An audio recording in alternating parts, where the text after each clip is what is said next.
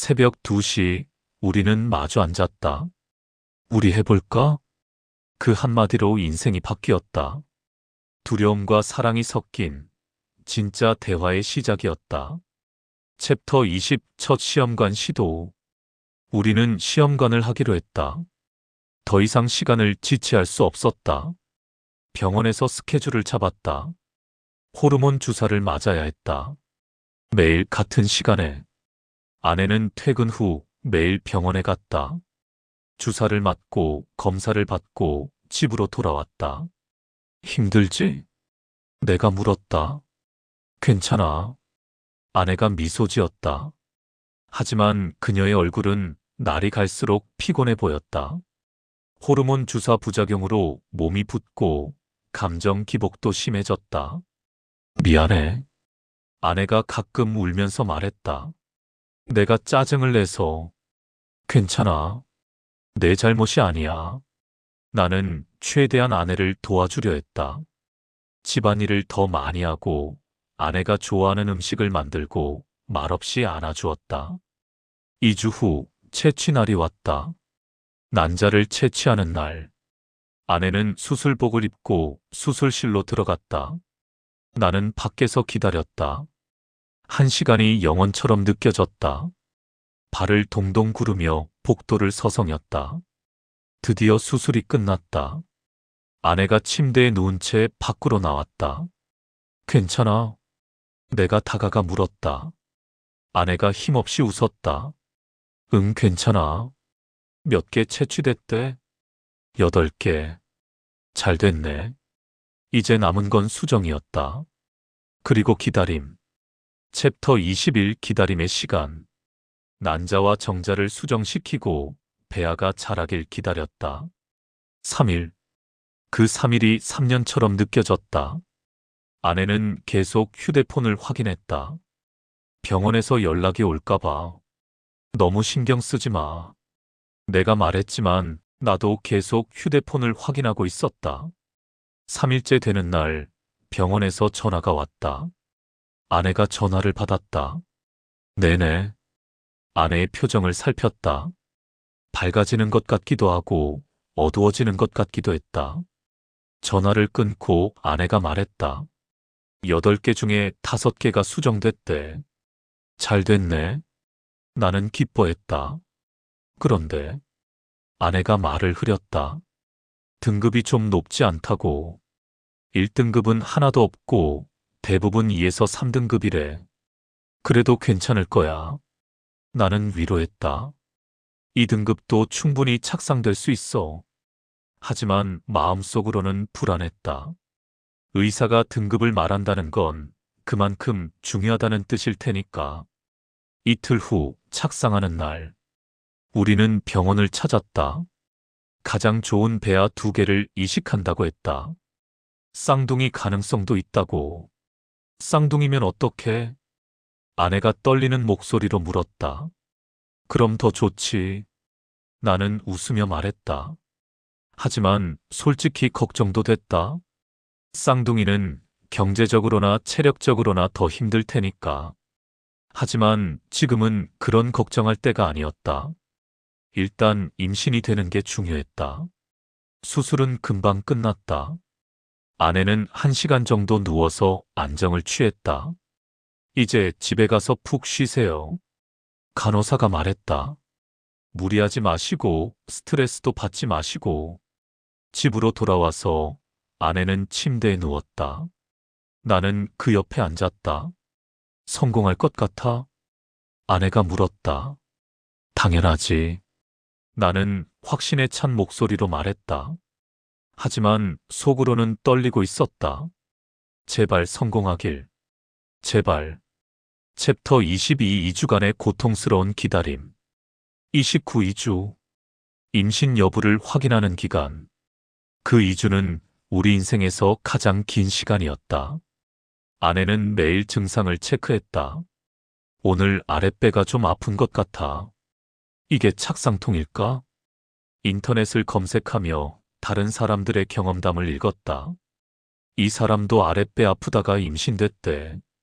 희망을 가졌다가 의심을 했다가 다시 희망을 가졌다가 감정의 롤러코스터였다.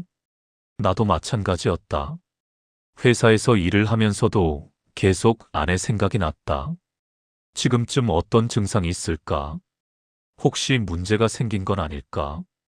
밤이면 아내의 배에 손을 올려놓고 속삭였다. 아가야, 제발 붙어 있어. 제발. 일주일이 지났다. 아내의 가슴이 조금 부풀어 오른 것 같았다. 이거 임신 증상 아닐까? 아내가 기대에 찬 목소리로 말했다. 그럴 수도 있어. 나도 기대했다. 하지만 동시에 호르몬 주사 부작용일 수도 있다는 생각도 들었다. 10일째.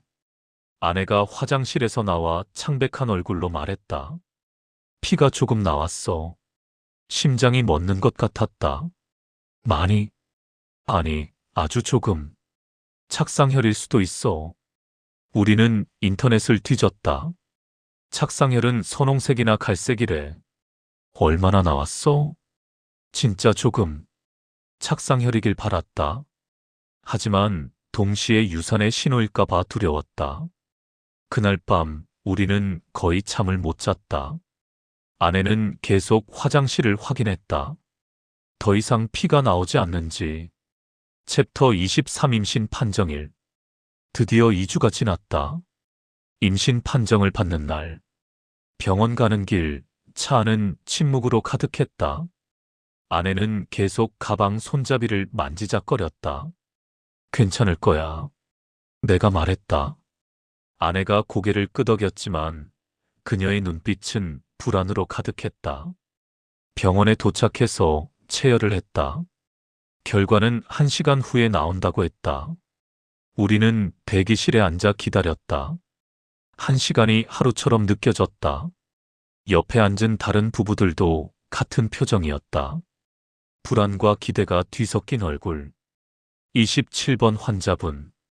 드디어 우리 이름이 불렸다. 진료실로 들어갔다. 의사가 컴퓨터 화면을 보고 있었다. 우리는 숨을 죽였다. 결과가 나왔는데요. 의사가 천천히 말했다. 그 몇 초가 영원처럼 느껴졌다. 아쉽게도 이번엔 실패했습니다. 그 말을 듣는 순간 세상이 무너지는 것 같았다. 아내의 손이 내 손을 놓쳤다. 그녀는 고개를 숙였다. 어깨가 떨리기 시작했다. 수치가 거의 0에 가까워요. 착상이 안 된 것 같습니다. 의사의 목소리가 멀게 들렸다. 다음에 다시 시도해 보시는 게 좋겠어요. 이번 경험을 바탕으로 다음엔 더 나은 결과가 나올 수도 있습니다. 하지만 그 말이 위로가 되지 않았다. 우리는 너무 지쳐 있었다. 병원을 나서며 아내가 주저앉았다. 로비 의자에 앉아 소리 없이 울었다. 나도 눈물이 났다. 하지만 꾹 참았다. 아내 앞에서 무너질 수 없었다. 괜찮아. 나는 그녀를 안으며 말했다. 우리 다음에 다시 하자. 하지만 아내는 고개를 저었다. 안 돼, 안 될 것 같아. 우리 너무 늦은 거야. 그 말이 내 가슴을 찔렀다. 나도 같은 생각을 하고 있었으니까. 우리가 너무 늦은 걸까? 파트 6 절망 속에서 다시 일어서기. 챕터 24집으로 돌아온 후. 집으로 돌아와서 아내는 침대에 누웠다.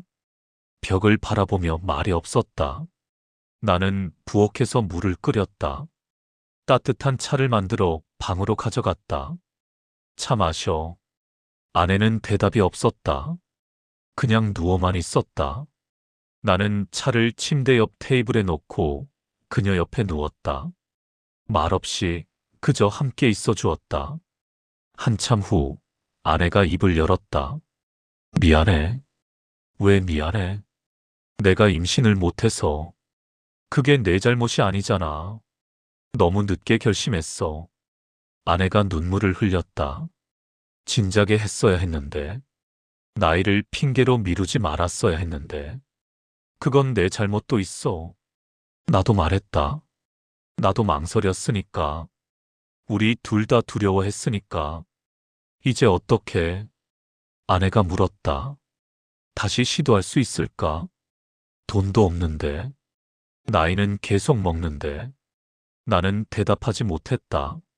솔직히 나도 모르겠었다. 챕터 25 침묵의 일주일. 그날 이후 우리 집은 침묵으로 가득 찼다. 아내는 회사도 쉬고 집에만 있었다. 침대에 누워 천장만 바라봤다. 밥도 제대로 먹지 않았다. 좀 먹어. 내가 음식을 가져가도 배 안 고파라며 거절했다. 나도 힘들었다. 회사에 가서도 일이 손에 잡히지 않았다. 동료가 물었다. 요즘 안 좋아 보이는데 무슨 일 있어? 아니, 괜찮아. 말할 수 없었다. 우리의 아픔을 다른 사람에게 말할 수 없었다. 퇴근 후 집에 오면 어두운 집이 나를 맞았다.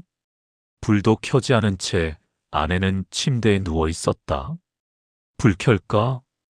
그냥 둬.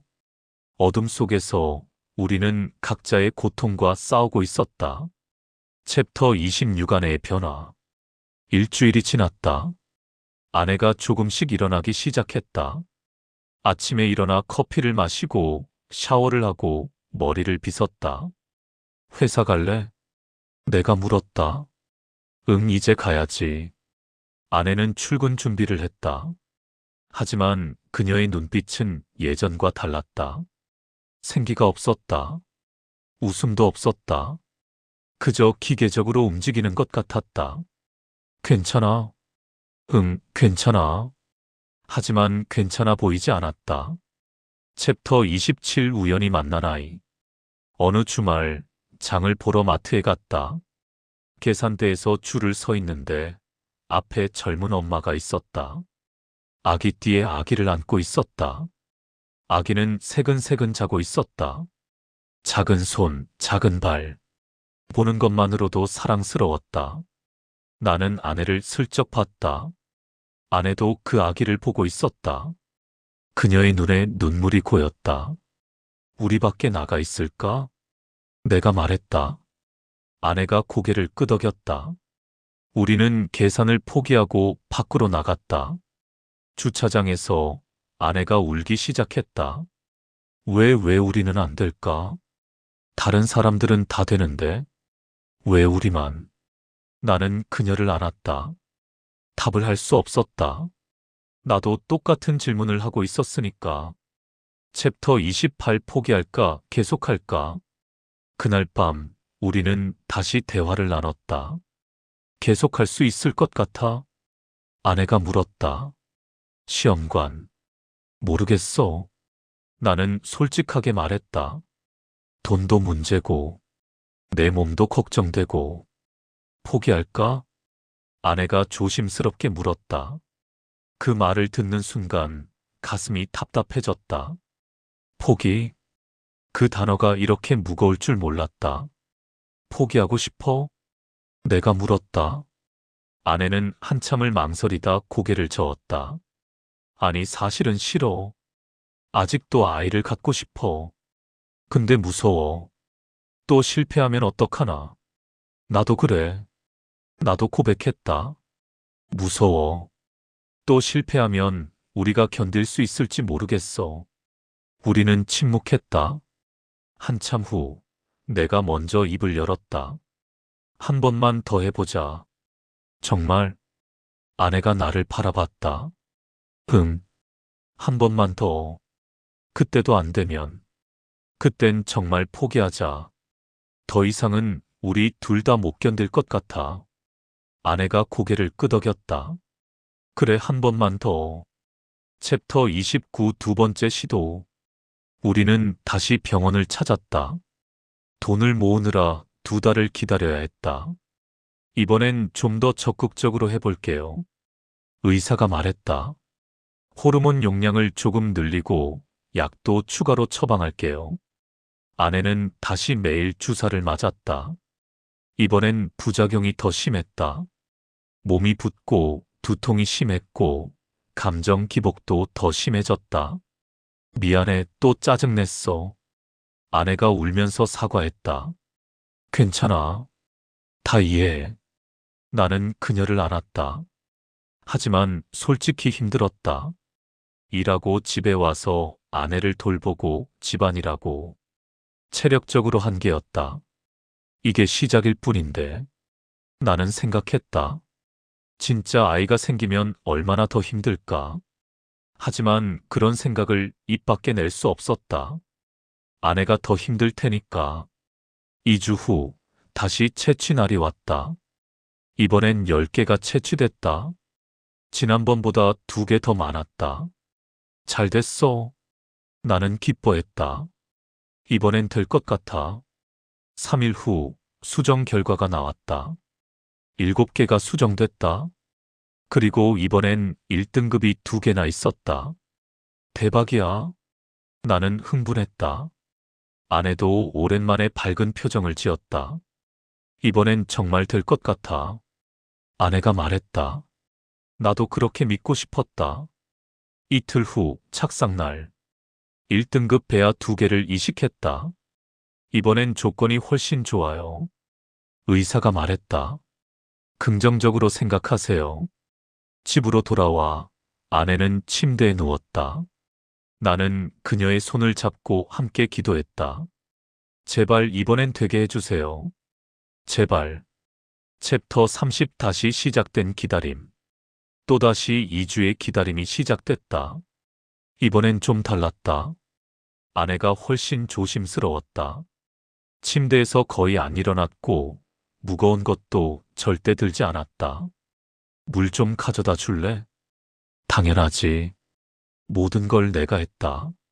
일주일이 지났다. 아내가 증상을 느끼기 시작했다. 가슴이 너무 아파. 좋은 신호야. 아랫배도 묵직한 것 같아. 착상되고 있는 거야. 우리는 희망을 가졌다. 이번엔 정말 될 것 같았다. 10일째. 아내가 화장실에서 비명을 질렀다. 나는 뛰어갔다. 왜? 무슨 일이야? 아내가 떨리는 손으로 뭔가를 가리켰다. 임신 테스트기였다. 2줄. 선명한 2줄이 나타나 있었다. 이거 진짜야? 아내가 믿기지 않는다는 표정으로 물었다. 나는 테스트기를 집어들었다. 진짜였다. 2줄이 또렷했다. 됐어, 우리 됐어. 나는 아내를 꽉 안았다. 아내가 울기 시작했다. 진짜야? 정말 진짜야? 응, 진짜야. 우리 아기야. 그 순간 모든 고통이 보상받는 것 같았다. 수없이 실패했던 날들, 눈물 흘렸던 밤들, 포기하고 싶었던 순간들. 그 모든 게 이 순간을 위한 것이었다. 챕터 31 조심스러운 기쁨. 하지만 우리는 조심스러웠다. 테스트기는 양성이었지만 아직 병원에서 확인받지 못했으니까. 혹시 오류일 수도 있어. 아내가 불안해했다. 아니야, 확실해. 나는 그녀를 안심시켰다. 하지만 나도 조마조마했다. 제발 진짜이길. 제발 이번엔 지속되길. 이틀 후 정식 판정일. 우리는 떨리는 마음으로 병원을 찾았다. 체열을 하고 1시간을 기다렸다. 그 1시간이 영겁처럼 느껴졌다. 27번 환자분. 우리는 진료실로 들어갔다. 의사가 미소를 지으며 말했다. 축하드립니다. 그 한마디에 세상이 환해지는 것 같았다. 임신 맞습니다. 호르몬 수치도 아주 좋아요. 쌍둥이일 가능성도 있어요. 쌍둥이요? 우리는 동시에 물었다. 네, 수치가 꽤 높거든요. 다음 주에 초음파 보면 확실히 알 수 있어요. 진료실을 나서며 우리는 서로를 꽉 안았다. 복도 한가운데서 사람들이 보든 말든 그냥 안고 울었다. 우리 해냈어. 정말 해냈어. 파트 7 새로운 시작. 챕터 32 초음파 작은 심장. 일주일 후 첫 초음파 날. 우리는 떨리는 마음으로 검사실로 들어갔다. 아내가 침대에 누웠다. 의사가 기계를 작동시켰다. 화면에 흑백 이미지가 나타났다. 여기 보세요. 의사가 화면을 가리켰다. 아기 주머니가 보이죠? 작은 원 안에 더 작은 점이 있었다. 그리고 여기 의사가 다른 곳을 가리켰다. 심장이에요. 깜빡깜빡. 작은 점이 움직이고 있었다. 심장이 뛰고 있었다. 그 순간 나는 숨이 멎는 것 같았다. 저 작은 점이 우리 아이의 심장이라니. 아내의 손이 내 손을 세게 쥐었다. 그녀도 울고 있었다. 아주 건강해 보이네요. 의사가 말했다. 그런데 의사가 화면을 조금 움직였다. 여기 하나 더 있어요. 하나 더요? 우리는 동시에 물었다. 네, 쌍둥이에요. 의사가 미소 지었다. 두 아기 다 건강하게 심장이 뛰고 있어요. 쌍둥이. 우리는 서로를 바라봤다. 놀라움과 기쁨이 동시에 밀려왔다. 쌍둥이라니. 아내가 중얼거렸다. 우리 진짜 부모 되는 거야. 그것도 둘이나. 나는 웃음이 나왔다. 걱정도 됐지만 그보다는 기뻤다. 축하드려요. 의사가 말했다. 하지만 쌍둥이는 더 조심해야 해요. 정기적으로 검사 받으시고 무리하지 마세요. 우리는 고개를 끄덕였다. 화면 속 두 개의 작은 심장을 보며 우리는 새로운 다짐을 했다. 이 아이들을 지키겠다. 건강하게 낳겠다. 최고의 부모가 되겠다. 챕터 33 부모가 된다는 실감. 집으로 돌아오는 길, 우리는 말이 없었다. 하지만 행복한 침묵이었다. 아내는 계속 배를 쓰다듬었다. 아직 배가 나오지 않았지만 그 안에 두 생명이 있다는 게 신기했다. 쌍둥이라니. 아내가 다시 중얼거렸다. 걱정돼? 내가 물었다. 조금.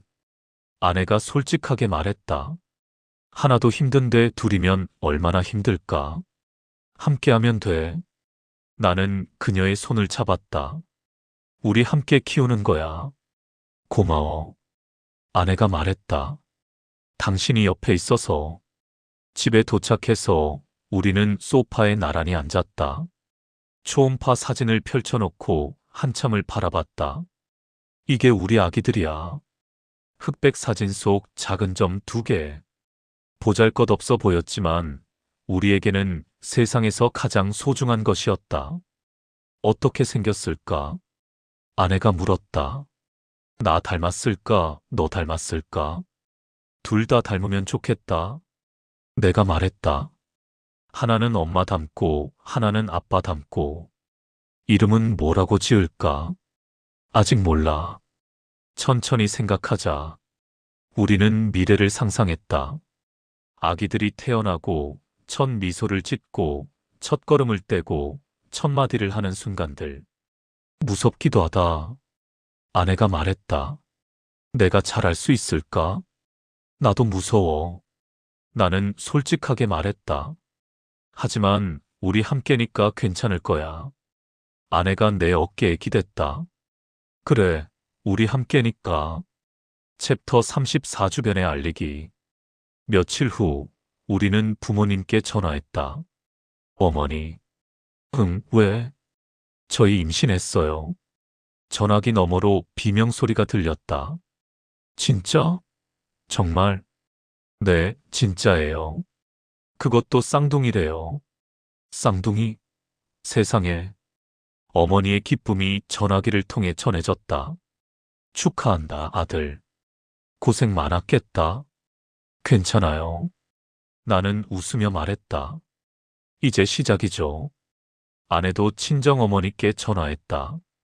역시 울음바다가 됐다. 딸아, 진짜 축하한다. 그동안 고생 많았지. 엄마가 옆에서 도와줄게. 아내가 눈물을 흘리며 고맙다고 말했다. 친구들에게도 알렸다. 모두가 축하해줬다. 드디어 됐구나. 축하해. 쌍둥이라니 대박. 하지만 한편으로는 나이에 대한 걱정도 들렸다. 근데 쌍둥이면 힘들 텐데. 나이도 있고. 체력적으로 괜찮겠어? 그 말들이 살짝 마음에 걸렸지만 나는 신경 쓰지 않기로 했다. 우리는 할 수 있다. 나이는 중요하지 않다. 사랑이 있으니까. 당신의 이야기도 소중합니다. 댓글로 당신의 이야기를 들려주세요. 구독과 좋아요는 더 많은 분들께 용기를 전하는 힘이 됩니다.